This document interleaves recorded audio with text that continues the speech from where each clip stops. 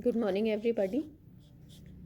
Myself, Dr. Meenakshi Bangar, Associate Professor, Department of Zoology, Convent College, Kota. The topic that we will discuss today is features of significance in the life history of Fasciola hepatica. The first point is about the complexity of life cycle. Involvement of several larval stages complicates the life cycle of liver fluke. Liver fluke is digenetic, that is, life cycle is completed in two alternating hosts. Primary or definitive host is sheep, and secondary or intermediate host is a freshwater snail. Due to complicated and prolonged life cycle, developmental stages have to encounter several hazards.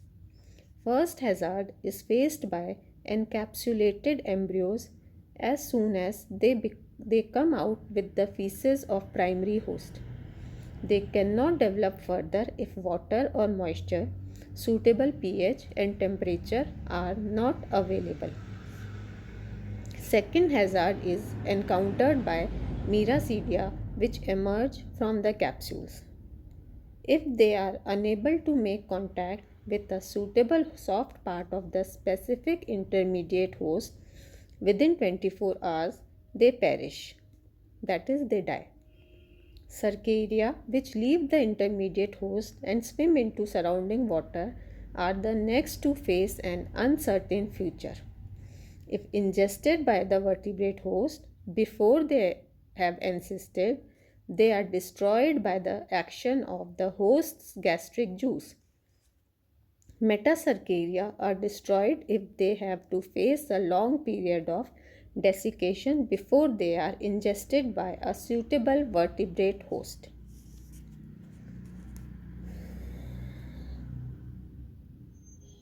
Rate of reproduction of an animal as a general rule is directly proportional to the chances of death it has to face at various levels. The ratio, in fact, is the deciding factor for perpetuation of a species. Fasciola hepatica, exposed to several threats to its survival, is highly prolific. Each fluke in its lifetime produces more than 2 lakh eggs. Further, each sporocyst produces 5 to 8 Rediae larvae, each of which in turn produce 8 to 12 Rediae in the second generation, each of which further produces 14 to 20 Cercariae. Thus, each egg is capable of producing 1000 to 2000 Cercariae, but the actual number produced is far less due to high mortality. Out of those produced, a very small number successfully encysts and infects the final host. The germ cells in the sporocyst and Rediae were eggs which develop parthenogenetically into subsequent larval forms. This kind of asexual parthenogenetic reproduction by larval forms is known as heterogamy. Reproduction in immature or larval stages is called pedogenesis. Germ cells in sporocyst and Rediae are direct descendants of propagatory cells produced by first division of zygotes.